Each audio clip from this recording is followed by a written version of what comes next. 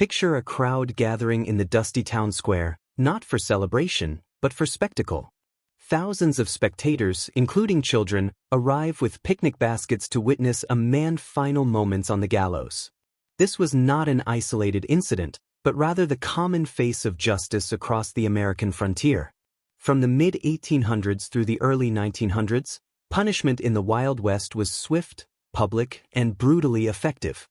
Where formal law struggled to take root in sprawling territories, communities developed their own methods of maintaining order, methods that would shock modern sensibilities. These were not just punishments, they were warnings etched in flesh and displayed for all to witness. The frontier demanded harsh measures, and those who broke its rules paid prices that left permanent marks on both body and memory. Frontier courts and swift sentencing. Long before courthouses dotted the western landscape, justice moved on wagon wheels. Wagon train companies elected councils empowered to carry out their own justice systems, complete with judges, juries, and executioners drawn from their own ranks. These traveling tribunals handled everything from petty disputes to capital crimes, often reaching verdicts within hours of an offense. For minor crimes, councils generally ordered mediation, while more violent crimes might include public whipping.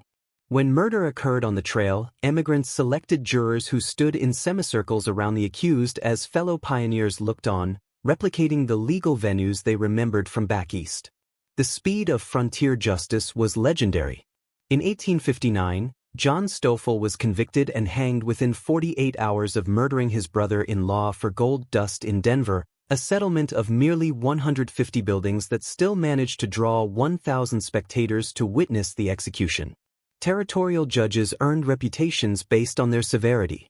Isaac C. Parker, perhaps the best-known hanging judge, sentenced 160 men to death by hanging during his 21 years at Fort Smith, Arkansas, though only 79 were actually executed. These makeshift courts operated on practical necessity rather than legal precedent, establishing order through visible and immediate consequences. Branding with hot irons. The searing hiss of hot iron against flesh served a dual purpose on the frontier, identifying criminals and deterring crime through permanent disfigurement. Borrowed from the practice of marking livestock, human branding left offenders visibly marked for life, their crimes literally written on their bodies. In 1790 at Jonesboro, Tennessee, John Wilson and Joseph Folsom, convicted of horse stealing, received their punishment on the pillory where they endured 39 lashes before their right cheeks were branded with the letter H and their left cheeks with the letter T. The letters served as permanent advertisements of their crimes, ensuring that no community they entered would remain ignorant of their past.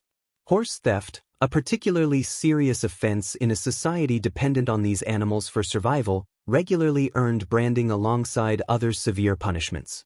The practice extended beyond simple identification. In 1640, a Virginia court sentenced a runaway slave to be branded in the cheek with the letter R, while thieves might receive AT branded on their forehead or hand. Some frontier settlements applied the punishment for repeat offenders of lesser crimes, creating a visible record that followed criminals wherever they traveled. The psychological impact proved as powerful as the physical pain, as branded individuals found themselves rejected by communities and denied opportunities to rebuild their lives, the mark serving as both punishment and prophecy of continued ostracism. Public whippings for frontier crimes. The crack of a whip echoed through frontier settlements as one of the most common forms of corporal punishment. When English settlers arrived in the New World, they brought not only their religious and social customs but their varied forms of criminal punishment as well, and flogging proved adaptable to frontier conditions. Whipping posts stood prominently in town squares, often located near courthouses or on the common, serving as constant reminders of the consequences of lawbreaking.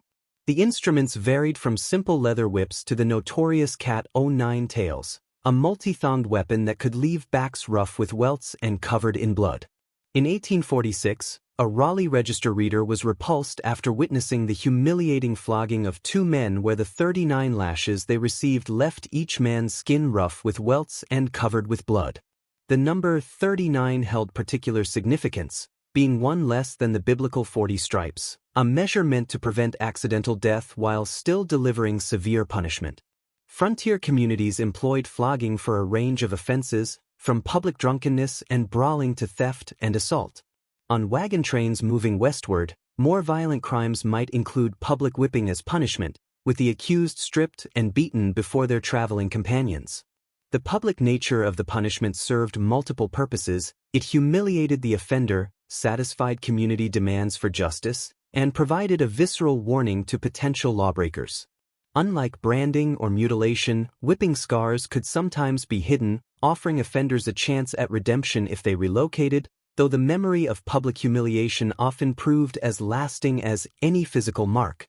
Legal hangings under territorial law. The scaffold stood as the ultimate symbol of frontier justice, where formal law met public spectacle. During the Wild West days, hangings were public events that everyone attended, drawing thousands of people, and spectators rarely missed the executions and even brought their children. These were carefully orchestrated affairs, despite their grim purpose. An invoice from the Santa Fe County District Court in New Mexico from 1849 showed the cost of a hanging exceeded $110, equivalent to more than $4,500 today, with territorial governments absorbing costs for lumber, labor, coffins, rope, and other materials. Professional executioners took pride in their work. George Mailden, known as the Prince of Hangmen, liked to have a rope that was 1.5 inches thick, soaked and air-dried before being tallowed or soaked to soften it, and over 2 decades he oversaw at least 60 executions. The process became increasingly refined, with formulas developing for clean hangings that placed the noose not on the left side of the prisoner's neck to render them unconscious quickly. Condemned prisoners were allowed final words, which varied dramatically. In 1850, one of the 5 Cayuse Native Americans hanged in the Oregon Territory asked whether missionaries had not taught them that Christ perished to save his people. Doctors attended to confirm death, though their presence was not always necessary, as in the case of Black Jack Ketchum in 1901, whose head separated from his body during a bungled hanging.